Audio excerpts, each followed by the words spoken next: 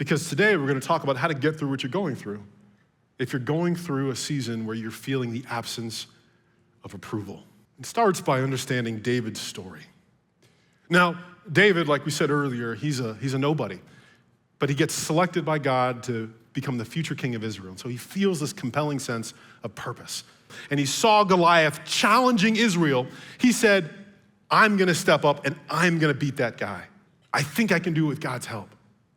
And so he goes to Saul and he basically tells him what he thinks he's gonna do. He says, let no one lose heart on account of this Philistine.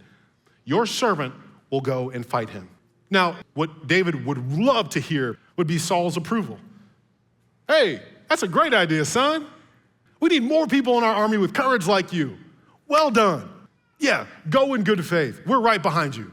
But that's not what Saul says. Saul, the most powerful person in Israel, says this.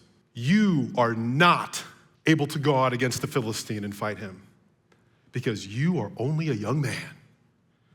And he has been a warrior from his youth. What are you thinking? See, the reality is for you and for me, when people don't give us their approval, oftentimes it's because they have put a label on you and a limit on God. How much pain in your life has come from believing the limits that people put on God and the labels they put on you? You can't start a business. Come on now. You don't even have a college degree. You can't raise a healthy family. Like, look at the crazy family you came from. You know nothing about a happy marriage. Come on, you can't beat that addiction. No one in our family has done that before. You're too old. You're too young. Limits on God and a label on you. Take a look at the response that David gave to Saul. This is absolutely incredible. Here's what he said. This is how you handle moments in the absence of approval. Here's what he said. The Lord who rescued me from the paw of the lion and the bear will rescue me from the hand of this Philistine. This is after Saul says, you can't do this.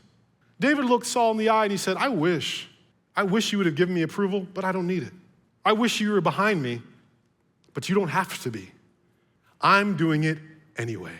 I've already got a leader in my life and his name is Jesus Christ. He's called me to go this direction, and I'm going this direction. That's what he did. And that's what you and I need to do.